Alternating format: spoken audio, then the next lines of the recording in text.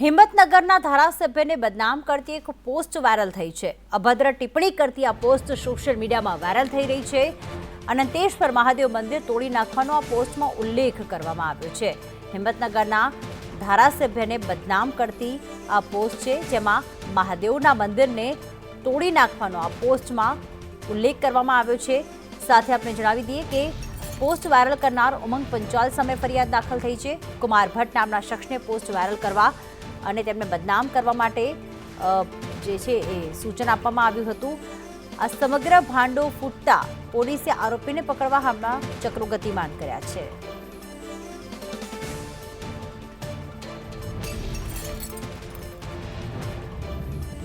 ત્યારે વીડી ઝાલા અમારી સાથે જોડાઈ ગયા છે, જે ધારાસભ્યની આખી પોસ્ટ વાયરલ થઈ છે તે ફોનલાઈન પર જોડાઈ ગયા છે। ઝાલા સાહેબ નમસ્કાર, સ્વાગત છે આપનું સંદેશ ન્યૂઝમાં। ક્યારે આ પોસ્ટ વાયરલ થઈ હતી અને જેણે આ પોસ્ટ કરી છે કોઈ આપના જાણીતા વ્યક્તિ છે? શું કહેવા માંગશો? આપની પ્રતિક્રિયા શું છે? ના, એ તો હું કઈ ગાંધીનગર સરકારી મિટિંગમાં તો એટલે મને ખ્યાલ નથી, પણ મારે પછી આ વૃક્ષારોપણનો એક પેડ માર્કેટના પ્રોગ્રામ માટે હિંમતનગર ગયો હતો પરમ દિવસે। એટલે ત્યાં તો પછી ત્યાં મને અમારા કાર્યકરોએ બતાવી ત્યારે ખબર પડી કે આવું। પણ આ જે ઉમંગ પંચાલ છે, જેણે આ પોસ્ટ કરી છે તમારા નામની કે તમે મંદિરને તોડવા માંગો છો, તેવાયેલો છે આ રીતે। કારણ કે એને શું છે કે એટલે તમે ઓળખો છો એમને? તમે હા, એ તો ત્યાં તો એટલે ઓળખતી હિંમતનગરનો એટલે ઓળખ્યા તો ખરા જ ને। જી, કોણ છે આ વ્યક્તિ અને કેમ આપને બદનામ કરવા માટે એણે આવી પોસ્ટ કરી?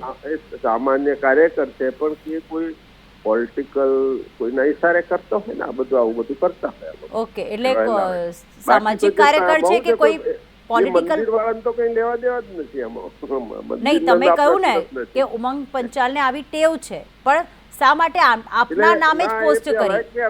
જો એને આ લોકસભાનું જે ચૂંટણી ગઈ એમાં પણ એને પોતાની એટલે જો લોકસભા દરેકનો હક હોય છે, પણ એમાં એમ કે ભાઈ આ ટિકિટ મને નહીં મળે તો હું આ પક્ષ લડીશ, ના હું કરીશ, તેમ કરીશ, એટલે એટલું બધું પહેલેથી। અને બીજા પણ આવા બધા કરતા એ રીતનું કોઈ હોય છે જ, એનું એ નેગેટિવ માઇન્ડેડ કોઈના કહેવાથી કરતા હોય આવા લોકો।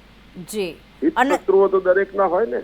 જી, અનંતેશ્વર મહાદેવ તોડવા માંગો છો આપ, એનું જ નામ કેમ આપવામાં આવ્યું આજ મંદિરનું?